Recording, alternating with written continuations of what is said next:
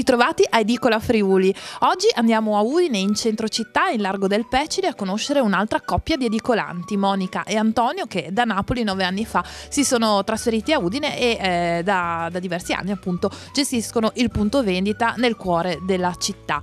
Oggi il settimanale Il Friuli è in edicola con un'inchiesta dedicata al mondo della politica, in particolare a un fenomeno su cui appunto abbiamo sentito molta gente esprimersi, ovvero quello dell'astensionismo, perché sempre meno italiani e anche friulani si recano alle urne a votare e esprimere il loro parere, la loro volontà di voto. Allora andremo a vedere con Hubert Londero perché il primo partito è l'astensionismo, eppure nei friulani è forte la partecipazione alla vita sociale e quindi ecco a chi conviene che i cittadini non vadano più a votare. Insomma, Hubert Londero ci porta a conoscere anche i numeri di questo fenomeno con appunto le statistiche che riguardano le affluenze alle politiche sia per la Camera, alle regionali e ovviamente anche alle comunali. Insomma, i cittadini non si fidano più delle loro istituzioni e insomma abbiamo una percentuale del 35,4% dei friulani che si mantiene sempre aggiornato, però poi non va a votare.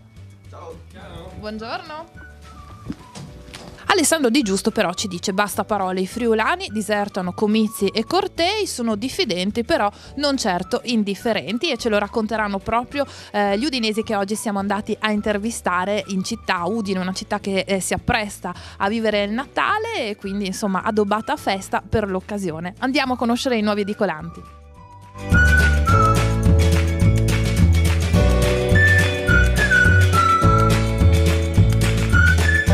Eccoci qui in Largo del Pecide all'edicola Deli Shop con Monica che insieme al marito Antonio gestisce questo punto vendita da 9 anni nel cuore di Udine. Buongiorno. Buongiorno. Come si sta da queste parti? Siete in una delle zone che sta vivendo forse uno dei momenti migliori, insomma, di Udine, molto vivace, caratterizzata da moltissimi locali, moltissimi negozi e molto frequentata. No, si sta benissimo, appunto è una zona molto frequentata e come commercio diciamo che è una bella ripresa, sperando che vada sempre meglio così. Ovviamente insomma è un quartiere molto vivace, quindi insomma non mancano le iniziative, è molto accogliente e vi trovate nel cuore della movida udinese tutto sommato, quindi avete anche una clientela diversificata. Sì, la mattina diciamo che sono clienti abituali, mentre invece la sera, essendo appunto molta gioventù, abbiamo un ricambio di ragazzi che vanno nei locali, quindi poi avendo anche tabacchino abbiamo comunque un'offerta in più proprio per ragazzi che fumano, accendini, un po' di tutto. Naturalmente appunto siete anche tabacchino come molte edicole che abbiamo conosciuto e incontrato nel nostro percorso, oltre all'attività di vendita dei giornali c'è anche quella di tabacchino che tutto sommato offre anche un servizio alla clientela. Voi siete in centro e magari ci sono altre possibilità per pagare bollette e compagnia varia, però comunque è un servizio in più che offrite alla clientela e può essere utile anche immagino per qualche persona anziana in particolare che abita in centro e vuole muoversi, limitare gli spostamenti. Sì, infatti anche pagamenti, bollettini, bollo auto, quello abbiamo tutto e appunto preferiscono venire qui che magari andare in posta un po' più lontana da qui e fare file, mentre qui invece è tutto un attimo. Come si capisce dall'accento? Poco.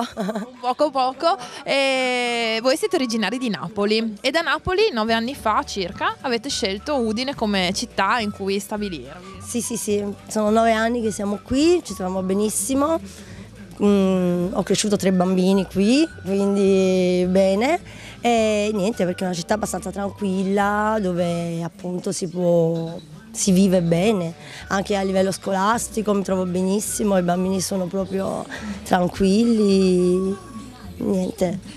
Diciamo, cavalcando un po' dei luoghi comuni, i partenopei sono notoriamente estroversi, eccetera. Noi friulani invece abbiamo la fama di essere un po' più chiusi. Com'è arrivare, cioè voi siete una coppia giovani che è arrivata, avete avuto figli, quindi insomma avete anche modo di frequentare ambienti giovanili, eccetera. Però com'è l'impatto? No, come l'impatto è stato, comunque ovviamente non conoscevamo nessuno all'inizio, poi ovviamente tra scuola, negozio, avendo un'attività comunque conosci tanta gente, quindi hai più possibilità appunto di farti conoscere e quindi poi sinceramente come accoglienza è stata ottima perché noi da qui non andiamo più via, quindi i miei figli sono nati qua, è una città tranquilla ho detto, quindi non li porterei di nuovo nel movimento perché alla fine è tanto movimento in una grande città.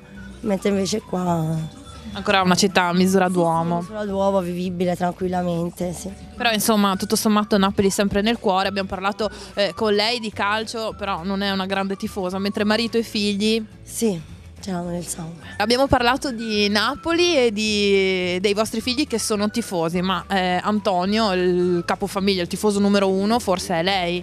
Sì, buongiorno, ciao. Sì, tifosissimo, sì. Spieghiamo questa bella vetrinetta che ovviamente ha attirato la mia attenzione prima e insomma mi pare interamente dedicata a questa passione. Sì, però vedi come il Napoli malato del tifoso, malato del Napoli, però generalmente del calcio. Mi piace vedere tutto il calcio, dai bambini ai grandi campioni, tutto quanto, tutto. C'è spazio anche per Zico, che sappiamo come a Napoli si è malati per Maradona, il Napoli qua Zico è rimasto proprio nel cuore. Ma c'è Zico, c'è Di Natale e i forti sono forti. Sì. Quando uno è campione è campione. Baggio, Totti, Del Piero, insomma. Baggio, Totti, Del Piero, Zidane, Messi, Cristiano Ronaldo, tutti. Il tuo preferito però? È Maradona.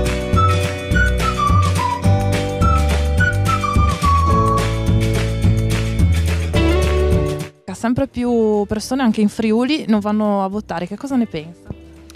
Purtroppo è un problema, io sono uno che ha sempre partecipato, penso che comunque astenersi è sempre un errore, insomma, perché in democrazia tu devi dare il tuo parere, poi la politica ha la sua responsabilità. Perché se la gente non va a votare, soprattutto i giovani, è perché sono delusi, non vedono così dei risultati. Però io dico che alla fine è sempre meglio dare la propria opinione, esprimere la propria opinione, perché sennò le proprie idee non hanno un riscontro. Nella politica è così, insomma. Speriamo dai, che la gente, un po', soprattutto i giovani, no? Che ormai danno le loro idee sui social. Però bisogna anche darle così, votando, partecipando. Ecco. E secondo me è sbagliato, perché è una rinuncia al sistema democratico, ma soprattutto chi non vota valorizza il voto degli altri, no? Quindi se vuol protestare c'è un modo che non vota il partito con cui non è d'accordo, no? La gente è stufa di questa politica che diciamo che la gente si sente molestata quasi. L'Italia va rifatta, sinistra, destra, insomma, sono delle vere e proprie lobby. Io sarei per un'Italia più in bianco e nero, forse era meglio. Perché credono sempre di meno in quello che si va a votare, praticamente diamo per scontato che oramai fanno quello che vogliono e di conseguenza noi andiamo a votare, si rigirano le poltrone come va bene a loro. Dice che l'elettore si sente un po' preso in giro, ha scarsa fiducia, non pensa che il voto non serva a cambiare? Se il voto servisse a cambiare qualcosa non ci farebbero votare. La situazione non è difficile, è grave, disastrosa. Speriamo bene, dai.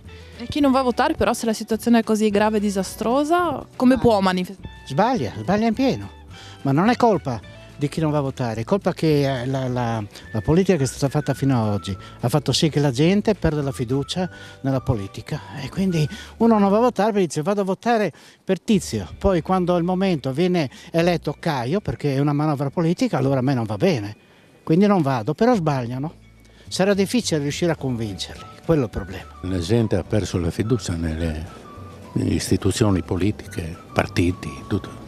Quindi si sente un po' preso in giro l'elettore? Sì, senza io almeno, parlo per me. Forse c'è sempre più, non so, come più caos in politica, per cui meno comprensione, parlo per me probabilmente. Sì. Penso che ormai la gente si è disinnamorata della politica perché vede, si parla e si combina molto poco. Quindi è un voto di protesta e corrisponde a una mancanza di fiducia? Sì. il voto di protesta per me è un voto che va a questi partiti che vogliono emergere nella politica. Voto di qua, voto di là, non cambia mai niente. Per me è quello. Il cittadino ormai non ha più fiducia nel mondo politico e poi si vede tutti i giorni, salta sempre fuori qualcosa di nuovo, è sempre in peggio. E i giovani secondo lei, quali sono secondo lei più, diciamo, quelli che hanno alzato bandiera bianca, forse quelli più delusi dalla politica, più in là con gli anni, o i giovani che si disinteressano? Ma guardi, secondo me i giovani hanno 1001 condizione per protestare. Cioè, anch'io ho avuto 20 anni, erano altri tempi, comunque è normale che uno, poi con i problemi di oggi penso che abbiano molte motivazioni per la protesta. Sì, se questo però secondo me non giustifica il fatto di non andare a votare. Votino chi secondo loro li rappresenta meglio, scelgano anche i propri candidati, però vadano a votare, insomma. I giovani purtroppo devono pensare al proprio futuro, infatti sono tutti orientati per andare via in giro così, al momento. Grazie a Monica e Antonio per averci accolto in edicola. Grazie a te, grazie a te. Auguri anche di buone feste, possiamo già iniziare. Auguri a tutti di buon Natale, anche a te. Possiamo già cominciare visto che siamo a dicembre. Allora, Edicola Friuli si prende una piccola pausa, venerdì prossimo 8 dicembre non andremo in onda e ci ritroviamo quindi il venerdì successivo. Ciao!